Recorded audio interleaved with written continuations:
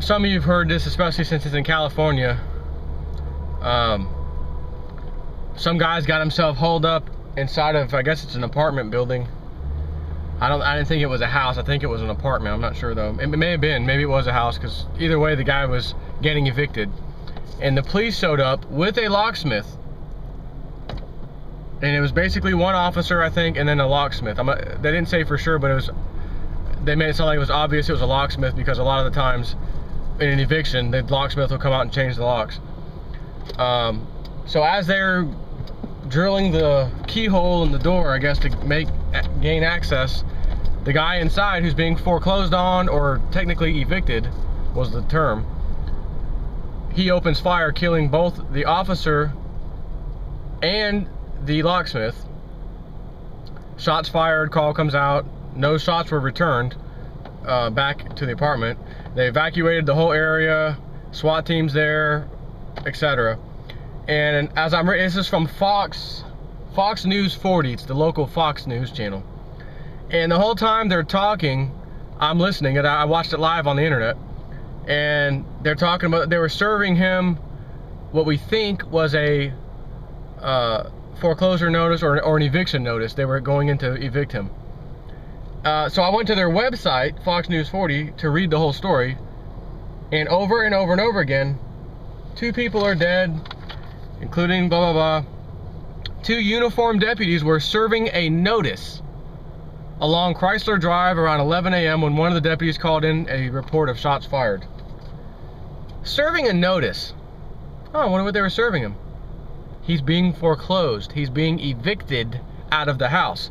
Gerald Celente, right again.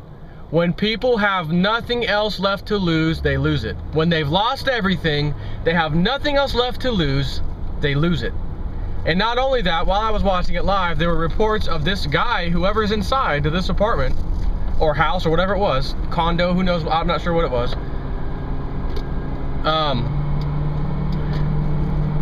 I don't know if he's tweeting or Facebook or something. He's actually bragging, they said, at least online, or at least on Fox News, they used the word bragging. Reports coming in that he's bragging online that he just killed some cops or something like that. So clearly he knew in advance what he was doing. He knew they were coming to evict him, and he was waiting for them. Gerald Celente, I'll say it again, just like he says. When the people have lost everything, they have nothing else left to lose, they lose it. And the poor police officer was on the losing end of that one. He was just doing his job, as they always like to say. So, let's look at MF Global. John Corzine, head of that. Jamie Dimon, head of JP Morgan. Throw in gold, whether it's Goldman Sachs, or is Jamie Dimon head of Goldman Sachs? I forget. Either way, Goldman Sachs, JP Morgan, the boys, the club, as Gerald Celente likes to call them, the White Shoe Boy Club. Anyone go to jail? Anyone knocking on their doors, foreclosing their houses, kicking them out? No. And by the way, this guy that opened fire on these police officers and the locksmith, apparently they were saying he was a former military. So now you can understand, when people have nothing else left to lose, they lose it and then want to just go out with a bang. Kind of like the guy in Greece, the retiree in Greece who just walked up to the front of the square there and blew his head off because he didn't want to leave his children with the burden of taking care of him because the system had failed him. So he figures, I'll stand in front of the Parliament building and basically make a scene, make a point on my way out. He was 72 or something like that years old. I don't remember his exact age. Either 67 or 72, somewhere around there. Blew his head off. Have a nice day. Any bankers blow their heads off? Nah, because they're living the good life. Big mansions and big houses, every state, different countries. This is a member of the club. The peasants aren't a member of the club. So the peasants do what the peasants do. When they lose it, they lose everything. When they lose everything, they lose it. As Gerald Celente says perfectly. Man, is that really making sense right about now? And the police officers are very upset at budget cuts because they would like to have sent more than 2 deputies on something like that, but they couldn't. So budget cuts, we only got a few personnel, only 2 guys are going, and the locksmith. So they're pissed off about budget cuts, and the budget cuts are basically tied into the same reason that this person inside of that house lost it. He had nothing else left to lose. He's losing his house, whatever. He's being evicted. Damn it, I'm going out with a bang. And like I said, he was part of the military, former. This guy, imagine his mindset. I don't even have to talk to him. I already know his mindset. I served this country. I fought over there, put my life on the line for this country to fix things, make things better.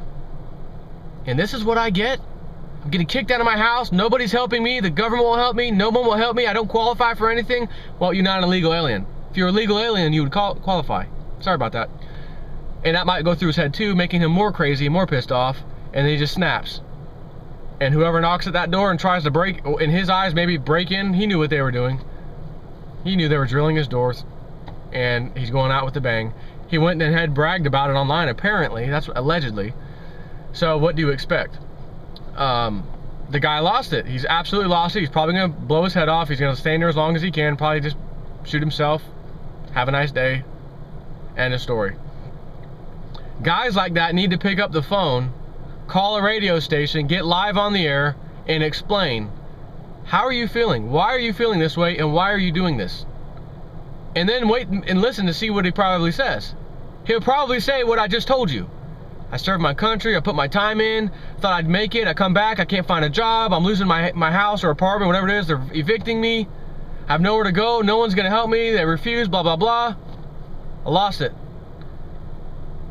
And this particular guy, you know darn well, he doesn't even know who John Corzine is, he doesn't know about MF Global, he probably doesn't know about JP Morgan, he doesn't know about any of these bankers getting away scot-free with financial terrorism that they do, raping and pillaging people's retirement accounts left and right. He probably doesn't even include that in all of the feelings and reasoning why he did what he did. If he did, I would be shocked, but at the same time, it just would add more credence to what I've said. So, on a side note, silver and gold did pretty well today. Silver was up like $1 almost. Not too shabby. Don't know why, because it's still rigged, but not too shabby anyways. So, Bozo Beast, I got your message, in private message again. You talking about by the end of the week it's gonna fail, silver's gonna be way down. It's actually up higher than it's pretty much been this week. So do I need to take a screenshot of your bozo comment and post it on a video, or are you just gonna shut your mouth and stop spewing out nonsense? On second thought, keep spewing the nonsense, because every time you come out and make a claim about silver's gonna go down, I swear to God, it goes up. So Bozo Beast, please continue sending me like daily huge drops in silver. Your prediction, we're going to lose $10 in silver, so that it maybe goes up $10, because you epically fail every time the opposite happens. But hey, it works. Appreciate that. Take care.